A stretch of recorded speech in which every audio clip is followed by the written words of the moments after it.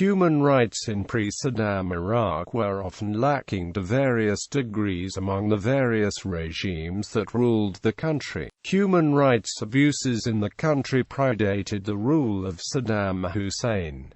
The British occupation of Iraq in the 1920s, when Britain held a mandate from the League of Nations, British occupational forces, under the command of Arthur Harris, used mustard gas and delayed action bombing to suppress Iraqi resistance to British rule, leading to numerous civilian casualties. The Hashemite monarchy. The Hashemite monarchy that took over Iraq from the British has been described as imperfect in terms of human rights, but in many ways better than the regimes that followed. After the creation of Iraq as an independent kingdom in 1932, the monarchy sought to maintain the status quo of Sunni dominance, prompting conflict between the Arab Sunni establishment and several minorities. But the monarchy also sought solutions, compromises, and certain forms of elections and democratic expression, because the regime's legitimacy derived from its history in Arabia and its long experience in administration and ability to work with the British. It was able to lead with less repression and coercion. Prime ministers, and at one point the leaders of a military coup, had enormous influence during the era of the monarchy, and civil rights varied at different points.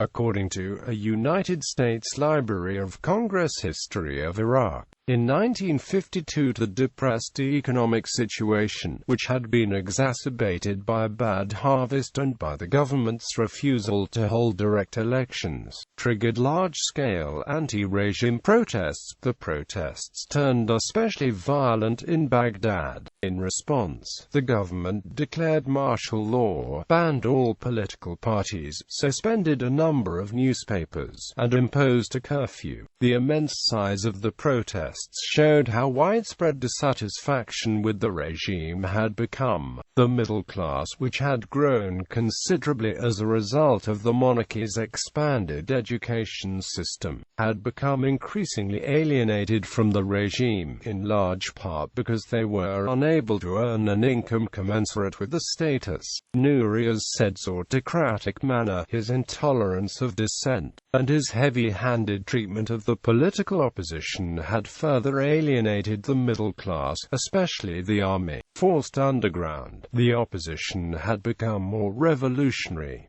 Repression of Assyrians. In 1915, facing massacres that led to the deaths of up to two-thirds of the Assyrians in southeastern Turkey and northern Iran, about 50,000 survivors streamed over the border into northern Iraq, which was largely populated by Kurds and Turcoman. The refugees were housed in British-run refugee camps. Similar upheavals in 1918 in Iran led to more flows of refugees into Iraq, where Assyrian communities already had existed for centuries. These influxes led to decades of ethnic conflict. Under the British mandate, Assyrians were organized into militia groups called the Assyrian Levies, and were used to put down revolts and support the British military presence in Iraq. The Assyrians were abandoned by the British once Iraq achieved independence in 1933. In the summer of that year, an armed group of 800 Assyrians crossed from Iraq into Assyria, where there were many other Assyrians, to assert what they perceived as the legitimate national rights, according to Jonathan Eric Lewis, a political analyst. French colonial authorities in Syria forced them back into Iraq, where the Iraqi military attacked them. On August 7, the Iraqi army and Kurdish irregulars, with genuine popular support, committed a massacre at Zamel. According to Assyrian sources, the dead numbered 3,000. Other estimates put the number in the hundreds. No event has shaped Iraqi-Assyrian collective identity more, Lewis wrote.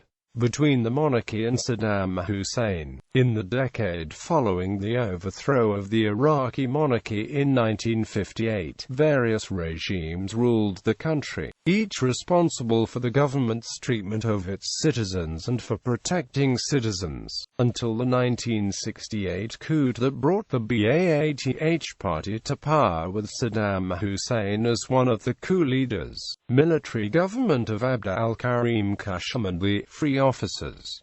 First regime of the Ba'ath Arab Socialist Party, governments of the Arif brothers and Abd al-Rahman al-Bazzaz.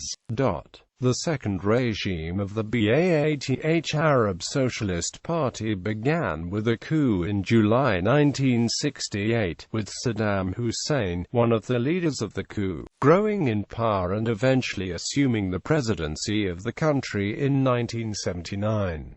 He was overthrown in the United States-led invasion of 2003. In the 1950s and 1960s, Iraqis and many other Arabs often supported the idea of a strong leader, along the lines of Stalin or Mao, Ho Chi Minh or Castro, who would act as a political savior, acting with great power, a sense of mission and ruling with justice. Saladin, the 11th-century Islamic hero who defeated the Crusaders, was looked on as a model, and even Ataturk, the founder of modern Turkey, was viewed as a leader from whom an example could be drawn. In Iraq, many felt a strong leader was needed to hold the country together despite its ethnic divisions and other problems. Abd al-Karim Qasem and the Free Officers regime. The 1958 military coup that overthrew the Hashemite monarchy brought to power members of rural groups that lacked the cosmopolitan thinking found among Iraqi elites.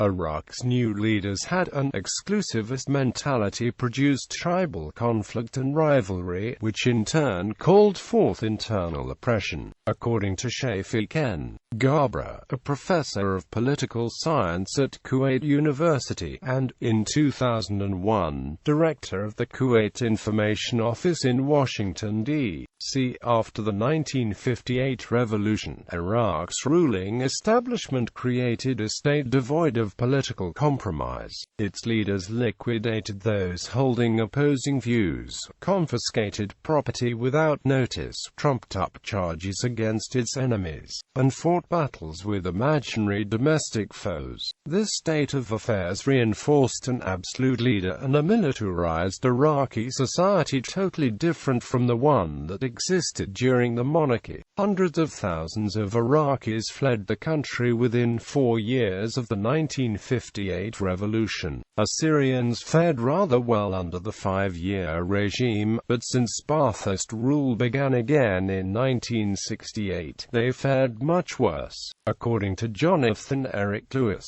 as Ba'athist power increased, Assyrian influence and rights within Iraq decreased. He wrote in 2003, a power struggle developed among the coup leaders Brigadier Abd al-Karim Qasem and Colonel Abd as-Salam Arif. Arif's pro-Nasserite sympathies were supported by the Ba'ath Party, while Qasem found support for his anti-union position in the ranks of the communists. Qasem eventually emerged victorious, first dismissing Arif, then bringing him to trial for treason. He was condemned to death in January 1959, then pardoned in December 1962. Aware of plotting for a coup by officers opposed to Qasem's increasing links with the communists, Qasem had his communist allies mobilize 250,000 of the supporters in Mosul in March 1959.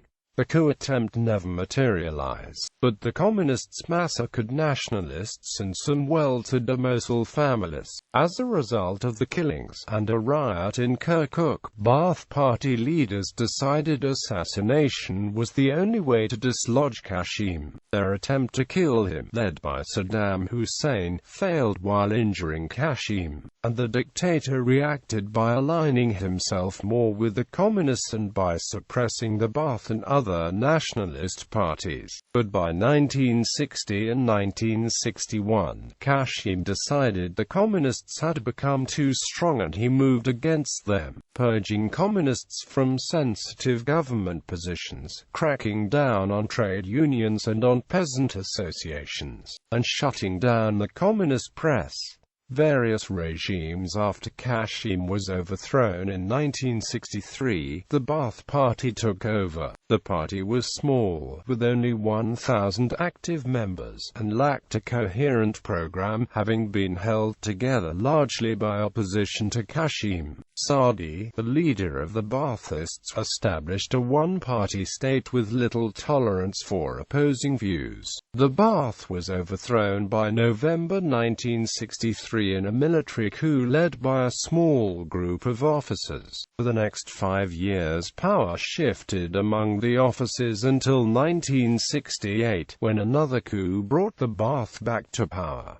The early Ba'athist regime. When the Ba'athists came back to power, two men, Saddam Hussein and Bakr, increasingly dominated the party. Although Bakr was the older and more prestigious of the two, by 1969 Saddam clearly had become the moving force behind the party.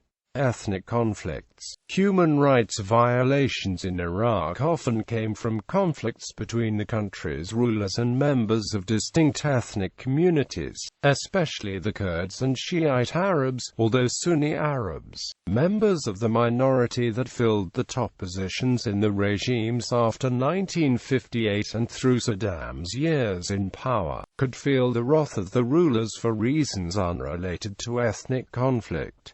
Conflict with the Shia. Garber has called the treatment of the Shia one of the worst political mistakes of the regimes after 1958. Writing in 2001, Garber said the post-1958 regimes dismissed the Shia majority and its rights, alienating them despite the commitment to Iraq. Conflict with the Kurds. In the regimes that followed the 1958 overthrow of the Iraqi monarchy, human rights violations in Kurdistan occurred frequently as Kurdish nationalism conflicted with the goals of various Iraqi regimes, causing violence to break out when political negotiations broke down. Kurds encountered a familiar pattern under each of the regimes that followed. First, a period of negotiations that invariably failed to satisfy Kurdish demands for autonomy, and then, when the talks broke down, renewed outbreaks of violence. Rural villages were bombed and burned and Kurdish fighters hunted down relentlessly. The name that they adopted expressed accurately the condition of their existence. They called themselves Peshmerga, those who faced death.